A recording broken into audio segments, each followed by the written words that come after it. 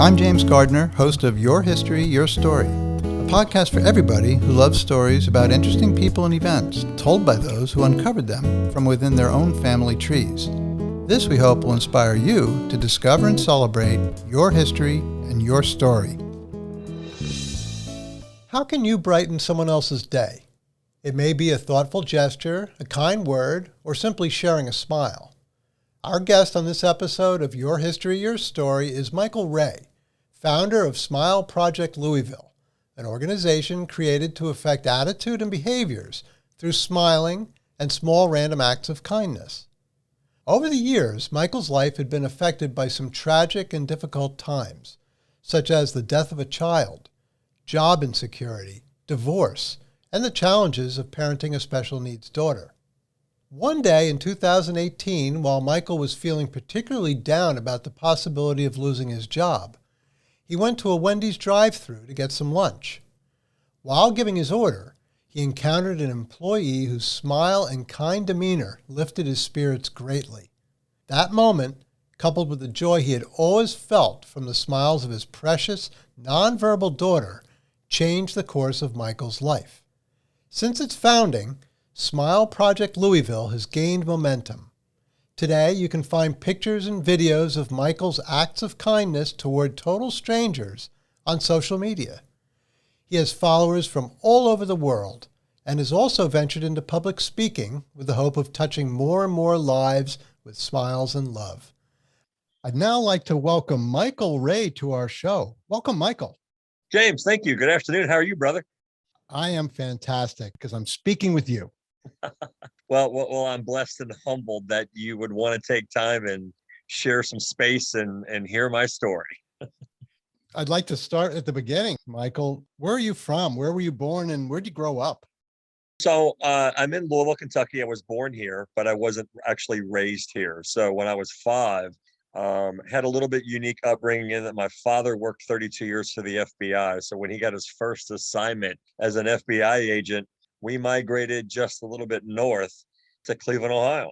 So I spent actually my entire childhood in Cleveland, graduated from high school. And I guess as some kids I wanted that separation from parents, but still wanted to be close to home. And I had that beautiful foundation of being from, again, Louisville, even though I wasn't raised here, but I had my entire extended family here. So I came back when I graduated from high school to Louisville a little bit over 30 years ago. And as the universe would spin, in the latter part of my father's career, he had an opportunity to get back to where he was from, which was from here. So it literally kind of coincided and collided when I was graduating from the University of Louisville. Part of my family ended up moving back, so I end up staying. So even though my entire childhood primarily was up north, about 350 miles north in Cleveland on the shores of Lake Erie, I've been here for, more than half my life. Wow, that's quite the story. Now, your dad worked for the FBI. He must have been really someone cool to bring in for, show and tell at school, huh? Yeah, back in the time too. I mean, and again, you got kind of numb and used to it, but just the simplicity of coming home at night, after work and having a weapon on his, on his side and learning the respect, for that. I was the oldest of 7 kids. So I had an appreciation for the work he did. And I often tell people as it relates to that, I mean, he worked and operated in the Bureau and really in a much different time. He started in 66.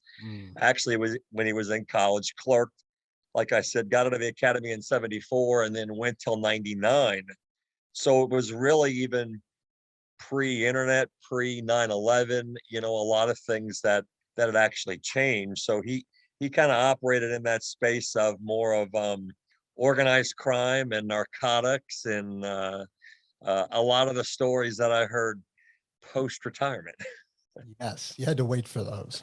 I had to wait for those. Well, that's terrific. So growing up, what were some of your hobbies? What did you like to do as a kid? I think like most kids, I would say I was blessed growing up in a time in which video games really weren't that popular yet. So it was really about creating that space and running around with friends.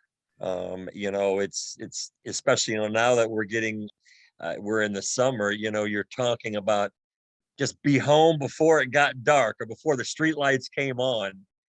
So for me, it was a circle of friends that I ran around with. I was a big sports guy. Mhm. I didn't play a ton of sports. I did play baseball and track, but I was more into, growing up. I tell people, growing up in a city that had professional sports, there was a huge following in Cleveland. So that became and still is to this day a big part of my life. Now, you mentioned that you went to college down in Louisville, right? I did. I did. Okay.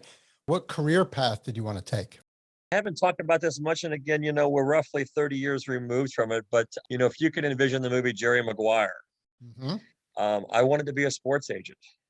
Oh, So I focused in business and sports administration. I did multiple internships back in the early 90s with actually sports attorneys and sports agents, and really thought the path I was going to take was going to be an agent. And I found it challenging to get in, and I waited on tables for about a year trying to get into that industry, couldn't. And then as things would happen in fate, a really close friend of mine from college got into the mortgage industry in the mid 90s. I went to work for a company in which was looking for somebody, and as they would say, the rest is history. I got in the mortgage industry in 1994 okay. and rode that wave for a long time. Yeah. So the mortgage industry was doing pretty well there for a while. I know that. It was. I operated in sales, but on a different side of the industry, in which was on the wholesale side. So I basically worked for companies that made thousands of mortgages a month, and then they would bundle them into these securities or instruments in which they would turn around and sell them, generally speaking, on Wall Street. And I was in the middle of all of that in '07, '08, and '09 when the industry basically, for all intents and purposes, collapsed. I remember that clearly. Yeah, Yeah. definitely. But before we talk about that and how that impacted you and your family, let's talk about your family. So you were married and you had children. Tell us about your family a little bit. I did. So I was with my ex-wife for a little bit over 20 years. We were married about 16. I had I used the term had because I lost a child. So I had 5 kids. I have 4. The good Lord took 1 home. So I've got 3 girls and a son. And the son that I did lose was an identical twin to my youngest. So ages vary a little bit. My daughters are 21, 23, and 25, and my son is 15. Oh, now I'm sorry. I hate to ask this, but how old was your son when He he? was about 3 months old. Oh, that's so sad, Michael. But yeah, 3 months old, and in just a very unique, rare situation in which, and we really didn't know until they actually did an autopsy, in which he had a brain condition called multicystic encephalopathy, and he had a clot that basically burst. Hmm.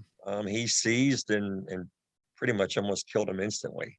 You really had 2 turn of events. He was either going to die instantly, or if he survived, he would have been a vegetable the rest of his life. So, What a huge tragedy that must have rocked your family. yeah, it's one of those things.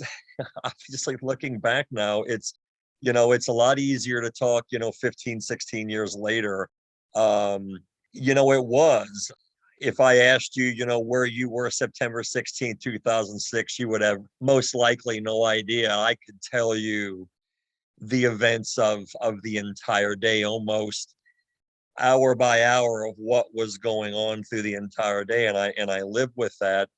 And again, that's okay. I think for me, the struggle and challenge of overcoming the grief and the emotions with it was that I had an identical twin. So I always looked at it and had this constant reminder of what would have been if he would have survived. And I think there were some unique circumstances too. Again, we had 3 girls. We had waited 5 years. We really didn't think we wanted to have more kids. The fear of having another child. I hate to say this, but those are the emotions, and going, oh my gosh, are we going to have a 4th girl? And then when we found out she was pregnant, and then they were going to be twins, it was literally like, oh my God, if Surprise. I get 2 more girls, I'm condemned. kind of thing. And then when we found out that they were going to be boys, the emotions probably in some form or fashion again changed, because I had three girls. Yeah. And I started playing through my head, all of kind of what that would encompass, and for me, I've always kind of operated from a place with a lot of energy. And one of the nicknames I had growing up for my grandfather was Cyclone, because it was like, you're moving everywhere, kind of thing. And I just kind of, I guess, envisioned, people going, well, there goes those Ray boys. Mm-hmm. So when that was taken from me, and it was taken at a very unique time in my life too, because it was really on the doorstep of the mortgage industry, collapsing. So it was kind of, unfortunately, that double-edged sword of you're facing this personal trauma, and then that carried into professional trauma. So 2008, mortgage industry was slammed. The economy was slammed in general. So that now you've got the impact on your career. So how did that affect you? What happened? I mean, this is what you were used to doing for a long time, since the 90s. How did you pivot from that? Well, I really didn't. I go back and look, and again, it's a lot easier to take a look at now and go, where were your shortcomings, your mistakes, things you would do differently. I think when I was wrapped up in it, and again, having this side trauma and not being able to get over it, and fundamentally, James, one of the challenges I had, and then it kind of led into the marital struggles, because my son had died in the house. And then when you get to a point that, look, when you're struggling professionally, it can mean a lot of times too, there's struggles financially. Yeah. Yes. And that's the direction, it started to go.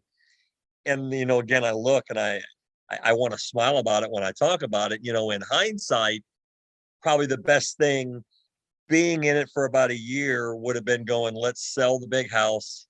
Let's make changes. Let's downsize. And I wanted no part of it because my son had died in the house.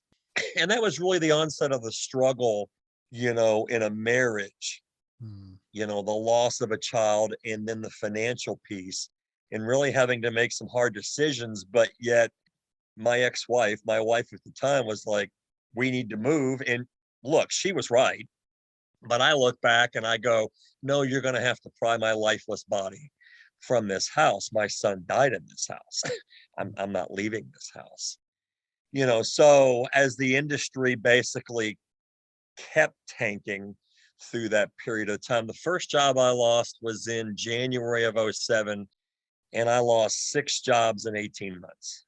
And that's basically because everywhere you went thinking that there was going to be safety, there was no safety anywhere, whether it was with Wall Street, whether it was with big banks.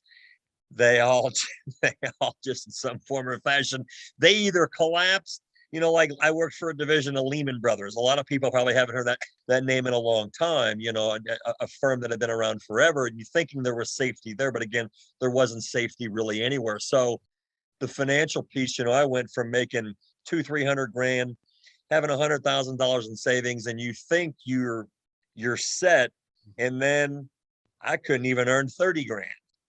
So when you then don't change your lifestyle, you just start hemorrhaging cash to stay in the house, to stay in the cars, to keep the kids in private schools, all of those things I look back on now. Again, I would do it radically differently, but yet I am who I am today. Because of what happened. So it was, when you use that term, a perfect storm, for me, it was the perfect storm of personal and professional struggle. From all angles, really, you're being hit. So you're kind of hitting bottom there, aren't you, Michael? There's no doubt that I did. And I look back on that time and I thought, for me, the safety was I'm going to be able to fix it with a pill.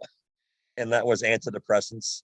I started taking antidepressants, and I kind of laugh about it now, in which I say my drug of choice was sugar. Yeah. I found comfort in sugar.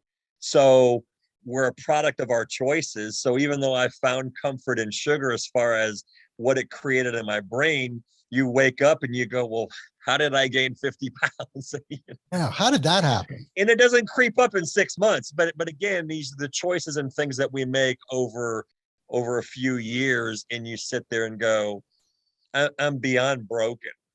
I'm beyond broken. And I think that, again, I look back and I tell people in which the first time we stepped foot in counseling was in 2010, and it was 3.5 years too late. It was so beautiful, but yet we couldn't fix the marriage. But I kept going to counseling myself because I knew I was a broken man. Yeah.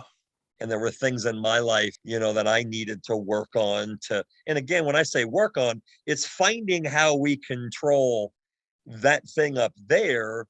So when we face adversity and struggle and challenges, it's how we perceive things.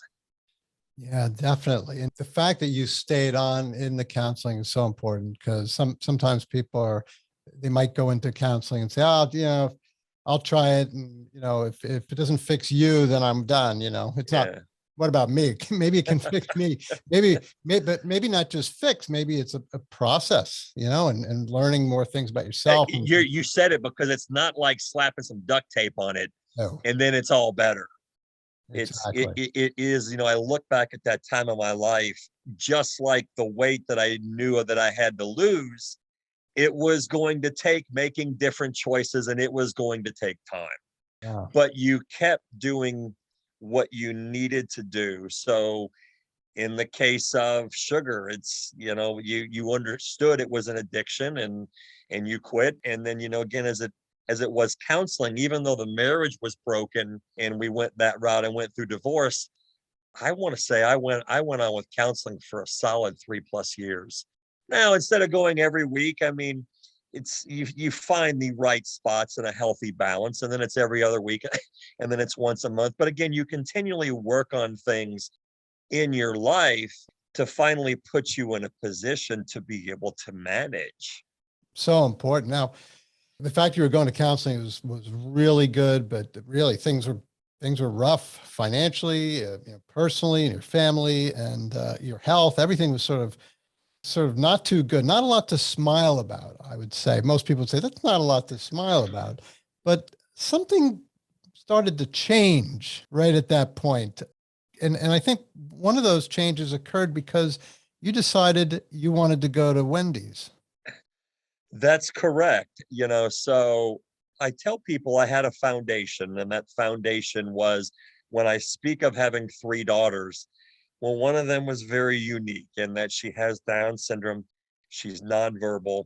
So when you're nonverbal and you can't speak, you do start to pay attention to the nonverbal cues. So for Maddie and I, it was truly the simplicity of smiling. So I had that foundation. But yes, as you speak directly to a Wendy's, look, I'll let you climb in my head. It's the winter of 2018. I begrudgingly got back into the mortgage industry, and I knew it wasn't working. I had been out of it for years and knew it wasn't working. So when I left the office that morning to go get lunch, and I won't forget the day. I mean, it's one of those days it felt like it was 42 and rainy, and it's cold and it's gray. Ugh. And I'm processing going, you're 48, you've come a long way, but yet this job's not working out. What are you going to do for the rest of your life? Yeah. So it's those things that I tell people. So for me, as I went through the Wendy's drive-through, it was a different interaction. I didn't, again, we don't expect this, because whether you go through Starbucks, through Wendy's, you hit the grocery store, you're at the gas pump, no matter where we are, we're going through our routines, and in our own minds, we're processing where we are in life. So as I went through the drive-through late that February morning, it truly was that very short interaction with a girl by the name of Chantrell. And in that moment, I didn't really understand the full gravity of it, but I knew it was impactful, because instead of leaving the parking lot, I decided to pull over, Mm. and I parked for a second, and I actually broke down crying. Oh boy. And I was having a conversation with myself, and and I was like, if anybody out there listening has faith, I was like, God, what are you trying to tell me in this moment? And for me, I think what I understood was the importance of a singular, quick moment. So the only thing I felt compelled to do was to get out of the car, to walk back up through the drive-through window and thank her. And I don't know why I did that. And again, I was lucky because no other cars were pulling up. And I just said, do you mind if I take our picture to remember this? Just think about this. You got a stranger, we're laughing, and she's like, what, you want my picture? And I'm like, yes. But I took it. But again, and it allows you then to separate from that moment. And as the next couple of days passed by, I looked back at the picture multiple times, and I started thinking about what that simple, singular, quick moment meant. And then again, I won't forget it because a couple of days later, I was in the gym working out, and I ran into a young boy about 14, and I started having a conversation with him. And next thing I knew, I felt compelled to ask him to take a picture. And then like 3 days later, I won't forget some of the first few weeks and where I was. And I walked into a retail store called the Vitamin Shop, and it was the dude behind the counter. And I don't know why, again, I was like, I want to take my picture with this dude. And that's basically kind of where this journey started, because I started meeting strangers. I got joy from these very short interactions. It wasn't like I was having 30-minute conversations with people. We're talking in some cases a few minutes. Your paths were crossing in weird places.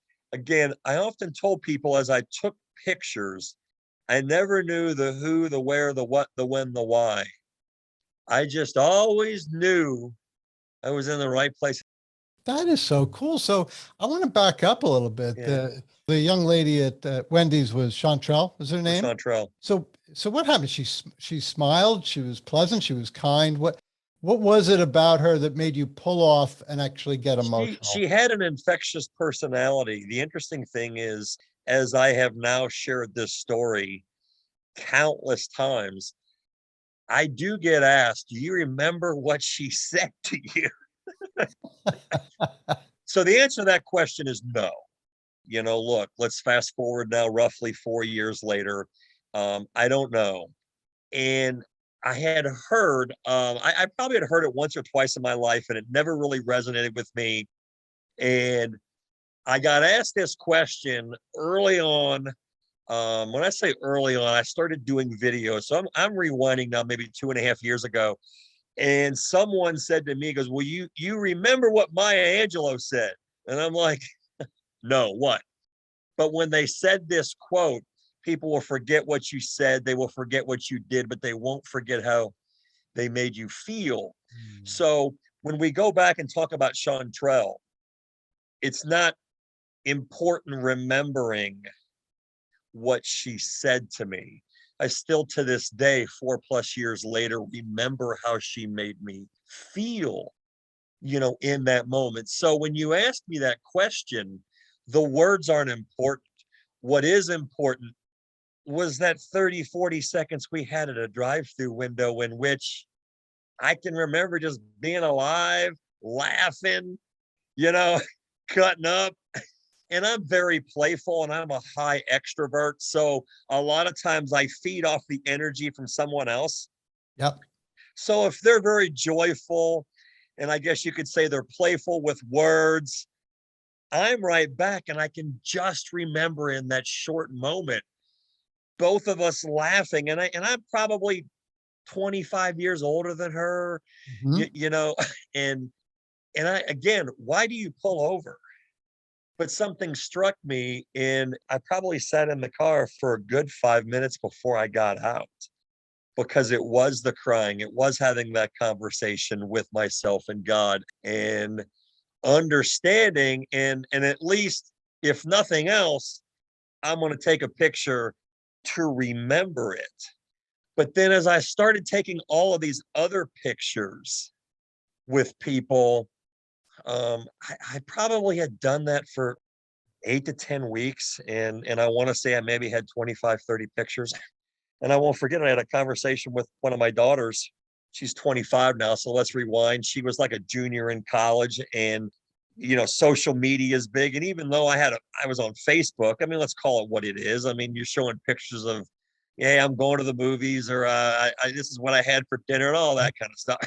She's like, Dad, you need to share these to Facebook. So that's when I started sharing.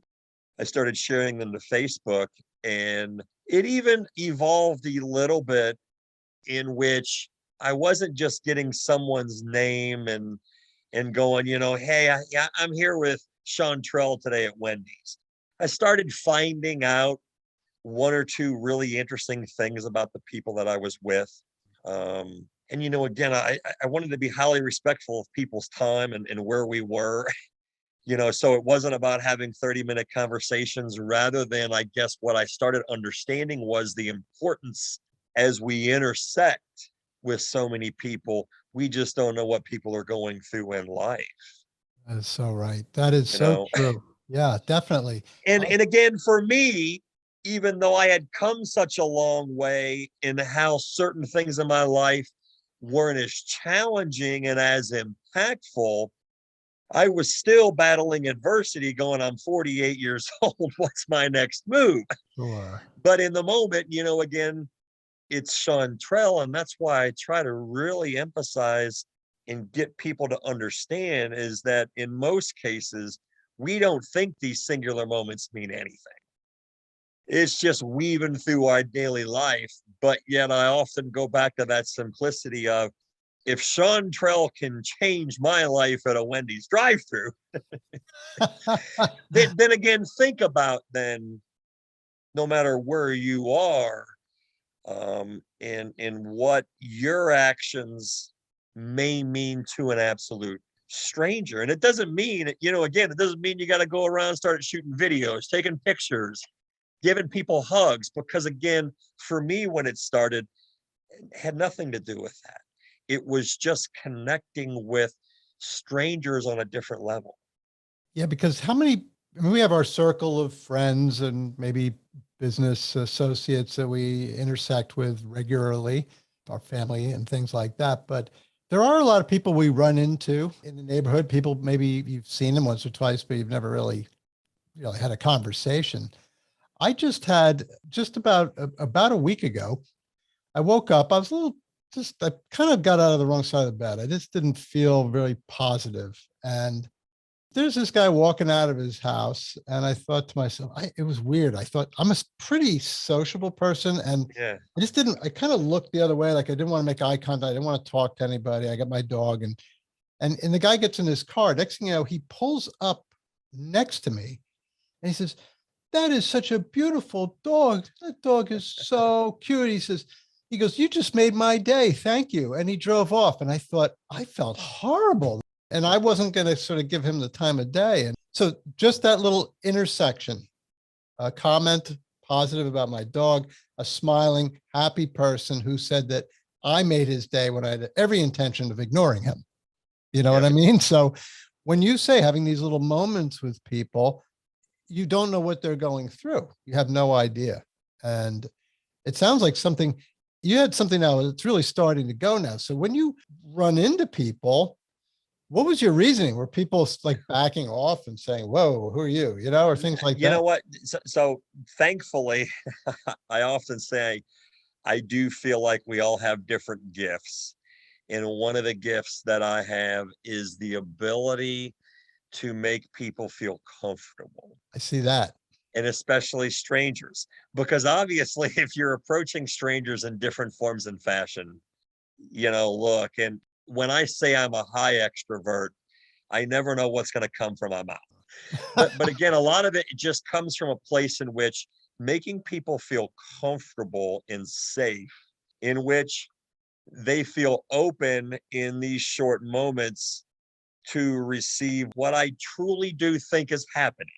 And that is just the ability to show love to another human being without saying, oh my God, I love you, because again, I just come to the simplicity of actions and how we treat others. So yes, I mean, for me, I had a little bit of a pitch, in that I figured I have to get people's attention in the first 4 or 5 seconds, and I started saying, I'm the smile guy, and I'm really just trying to change attitudes and behaviors with people by smiling. And again, it evolved because instead of just saying I'm here today with Sean Trell, I found out, as I started taking more and more pictures, and I look back on that time and I tell people in which I didn't chase pictures, so it wasn't like it was Monday and I was going, holy crap, I haven't taken a picture in 5 days. I have to go driving around today. It's not about that because again, I go back to just what we do through the course of our day. I mean, you might, well, I don't know what the predominant grocery store is up there, but here it's Kroger's. You might walk into a Kroger's and you might intersect with 20 different people. That doesn't mean you got to talk to all 20. But again, in certain moments, I just felt compelled. And sometimes it was just the simplicity of like going through the self-checkout and noticing someone's name. And this is a real example. I mean, of just 2 weeks ago. And the girl's name tag said Hope. And I looked down and I said, Hope, you give me hope. I said, you're beautiful. Have a great day. And she goes, aw, so again, we don't know. So I'm more intentional, whereas I call people by their name when they have name tags. I choose at times to give random people fist bumps or high fives and things because I think that they get caught off guard. We're living in some really weird times, right now. So Yeah. it does go back to her name and just giving people hope because again, fundamentally, it really goes back to the core of what I'm trying to do is that I went through a time in my life in which I didn't smile. And I'll never forget it because now, James, I've intersected with hundreds and hundreds and hundreds, if not well over 1,000, strangers. And there's certain moments, of all these people, look, I won't diminish any of the encounters, but I think some have a special place in my heart over others for what they have taught me. And I was with a third grade teacher. She was 28. She was battling stage 3 colon cancer. And I got asked to come into the school to help make her smile. But what I had learned was, even though she was going through treatment, she was this insanely positive person. And as I'm sharing space with her in front of about 20, 25 of her school kids in the classroom, what I really understood was, for people like her name was Carly, who chose to smile through adversity, that's when life is really good because you have to understand. And so again, I go back to that time and place for me, when you lose a son, you're broke, your marriage is falling apart, you think there's nothing to smile about. So then your actions impact so many lives of others. I was insanely negative. I hated the world. Mm-hmm. You go through all of that because of what you're going through rather than taking a step back and understanding and looking at it going, okay, life isn't perfect. It's not supposed to be easy, but it's still good. Regardless of how bad it is still good. So as I'm meeting so many strangers is just giving them that feeling and understanding of regardless of where you are in life, it's still good. So now, because I've been able to control this, Mind. Yeah. my mind, I said something to my oldest daughter recently, and she goes, "Say that again, Dad." And I said, "Okay." And what I told her was, I said, I don't have bad days. I have bad moments. I'm still a human being. It doesn't mean that I don't have moments in my day in which I might get upset or it flusters me. but I don't allow those to control me. Because then if you allow bad moments to control you, they turn into bad days, and bad days turn into bad weeks, bad months, bad years. I've lived it. And I go back in that time and was like, when you talk about being so broken personally, that's why I got to a place in which I was so broken professionally. If you're broken professionally, a lot of times you bring that home and it starts to invade that space and you're broken personally. So it's really, when I talk about smiling, it's really just trying to adopt this mindset of, regardless of where we are in life, it's still beautiful. And yet we don't know where someone else in the journey they're on, where they are here. So when I started doing videos and things, it's really just trying to recreate moments for people to give them what I felt with a Wendy's drive-through worker. That is amazing. Yeah, it's really, it's that simple. Particularly now in the last couple of years with the pandemic and people's lives being sort of turned upside down, there's a lot of isolation, fear. You've got Sure. issues with elderly people, young people who So many emotions. Oh, they're everybody's sort of like, what's next? What's next? What are we going to hear that's coming down the line next? And even though we're starting to emerge from this pandemic, there's still these feelings of maybe fear or sort of on edge that maybe life isn't the same. And to be a person who can go out and make people smile, people who you've just run into, is so incredible. And I wanted to bring up what you said before about your daughter, Maddie.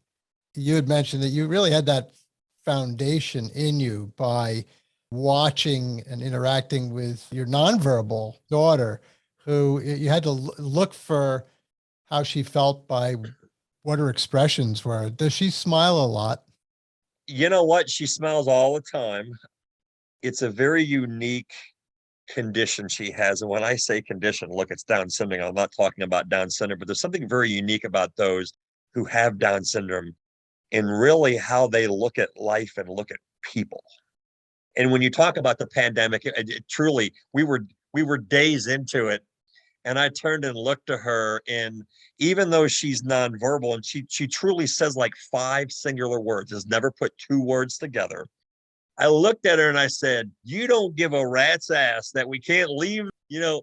I think it's because they don't process fear and anxiety and stress the way you and I do, the way the so-called normal people do. So therefore, then that mindset that she has as she lives in this space of almost infinite joy and happiness. But so you're in a start of a pandemic. You can't leave your house. It's not the same going to the grocery store. You can't go out to eat, all these things, but she's still happy. Our lives are so complicated, and trying to figure it all out and working from home and kids not going to school and all of those moving pieces, in which I look back at her going, it doesn't matter, because where you find your joy and happiness is just being home with family. We're not chasing it because we go, I would love to have a better vacation this year or a bigger car. And I've never diminished material things, but that's how a lot of us think. We chase other things rather than just looking at what is in our lives already is really that foundation. So it was, and I tell people this, if anyone's a parent listening to this, understand and get that mindset of what we probably insanely take for granted is our kids always say, I love you.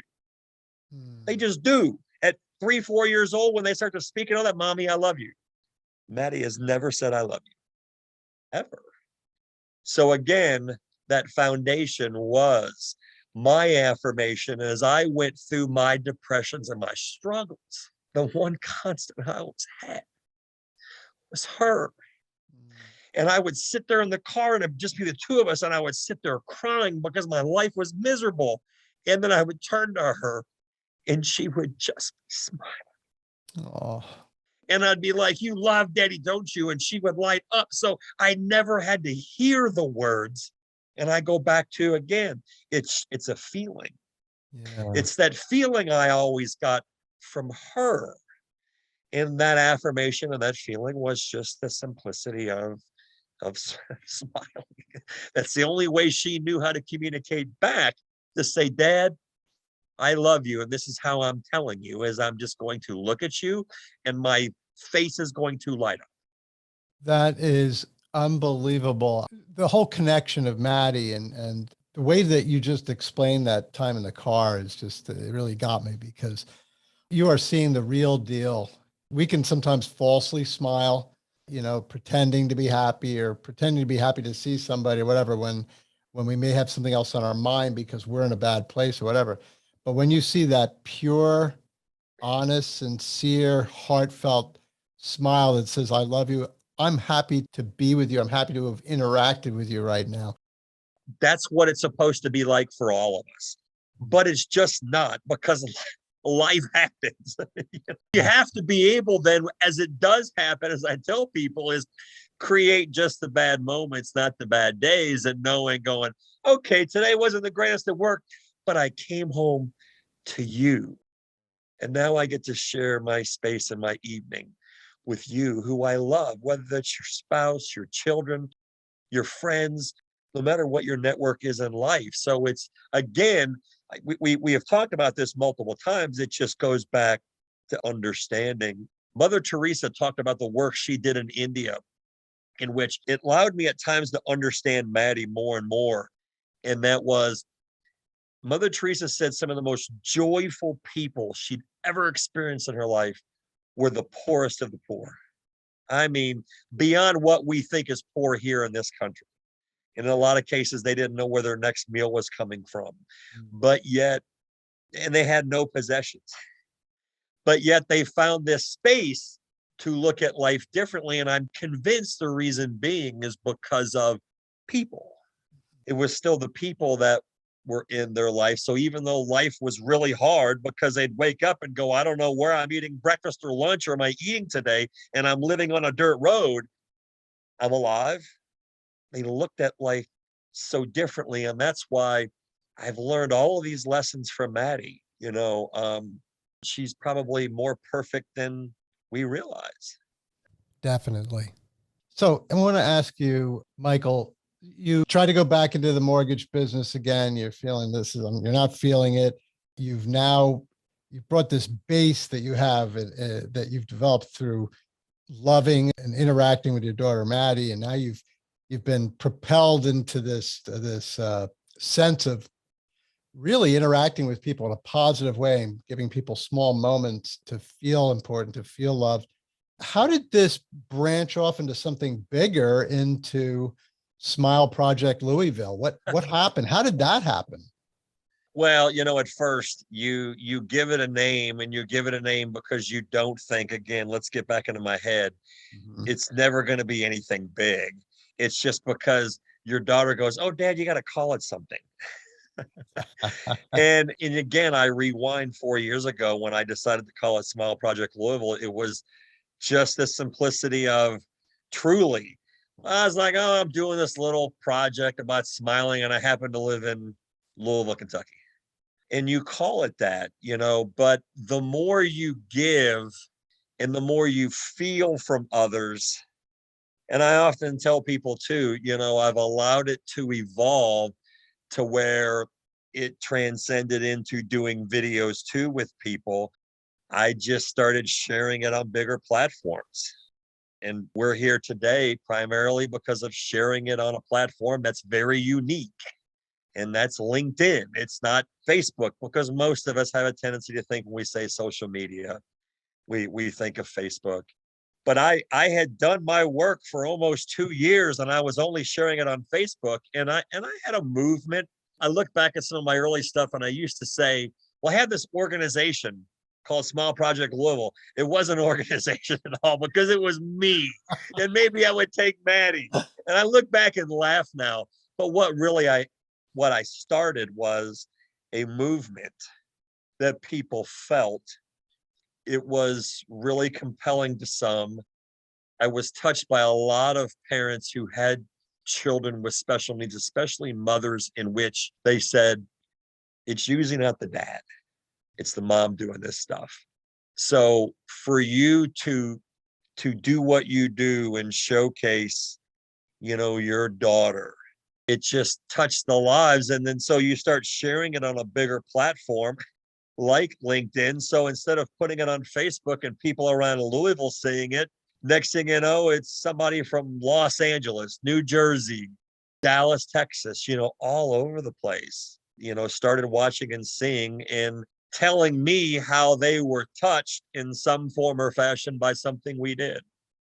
Terrific. So you're going around, you're selecting people to make them smile and to have a photo or a video moment and document that. What is your hope for the future? A lot of what we have done was through the generosity of others, really coming back to that phrase, pay it forward. So again, I took pictures for almost 2 years, and I had an epiphany in which I said, okay, I'm taking all these pictures. What would it be like if I did a random act of kindness to get someone else to smile in a moment? And that's when it started to evolve in doing videos. And even that evolved, James, because as I was doing that, and I had done that for months, as people start watching that, of course, the normal course of thought is, how do you find these people? And that's when it evolved again, because then people would reach out to me and go, well, what if I told you about Carly, who's got stage 3 colon cancer, and people then started telling me the stories of others and where they were in their journey. And maybe by having me come in and just having a moment, Sure. and again, I'm not spending an hour with people. And this truly, really is as simple as, and I call it kind of freelancing, and that's ad-libbing, to where I'll hit somebody in a grocery store and turn the camera on, and I spend 75 seconds with them. And it's not about hanging out afterwards, because I don't process people fawning over me and going, oh my God, I don't. So a lot of times when I do these things, what I really haven't talked about a lot publicly is when I do it, when the phone goes off, I'm hugging it out and I'm looking for my exit strategy, because it's more about allowing them to enjoy and understand the moment more than them thanking me for what I just did. That makes sense. It's almost like your moment after interacting with Chantrell. You had to pull off to the side and think about it. Think about what And that think about it. moment So was. when I'm in these moments with these people, whether I know them or not, and a lot of times when I tell people when I freelance or ad lib, again, I don't go out today going, I'm looking to give away $50 or $100 to a complete stranger. I usually have something with me going, oh, there's something different about hope at the self-checkout at Kroger's today. And when you feel that, and I would tell people that when they've watched, more often than not, I just get it right. It's not about being right, because again, I don't go in going, oh, I only have one gift card, I see 10 people. It's just a matter of what I feel in moments in which I have chosen to do things. And then in some cases, I find out about it after the fact, about what someone's going through, and I had no clue. And then it's like, we got it right again. This is wonderful. I'm trying to see what, if you could think 5 years down the road, what do you see for I mean, ultimately, one of the places where I want to be is on stage. okay. Um, and this is a compliment other people have given me, in which, they talk about the level of energy and the personality and kind of what I bring. And sometimes people have a unique presence. This is really cool. We're doing this on Zoom, but to be in the presence of someone else and kind of see and feel and live it. So when I talk about wanting to be on stage and being in front of large audiences, I think I have a story that resonates, that is just different, telling it in front of you rather than over a Zoom call.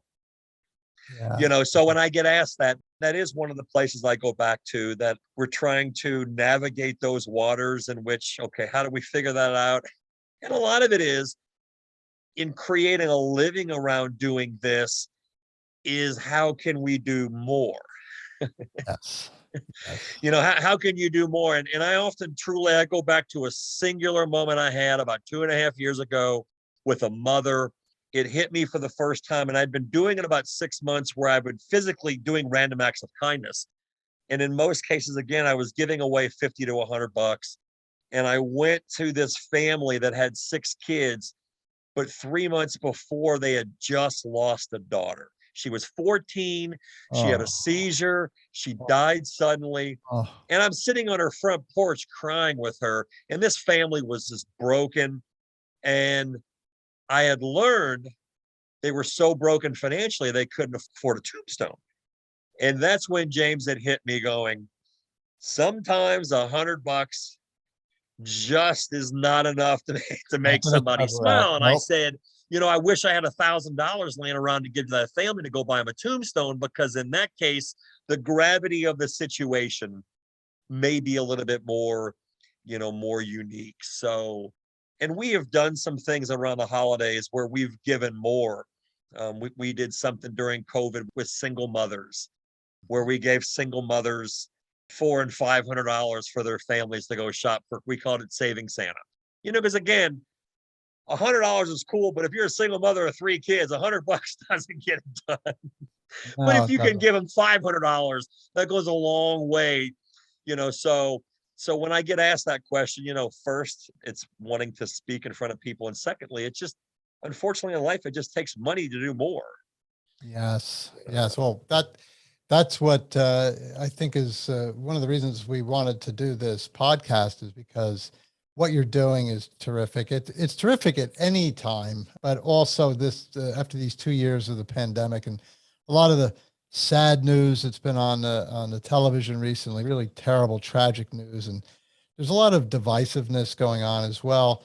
And it just to have somebody like you who you're looking for those small moments to interact with people, to either just to get them to smile with them, at them, and also to do a random act of kindness to help somebody out.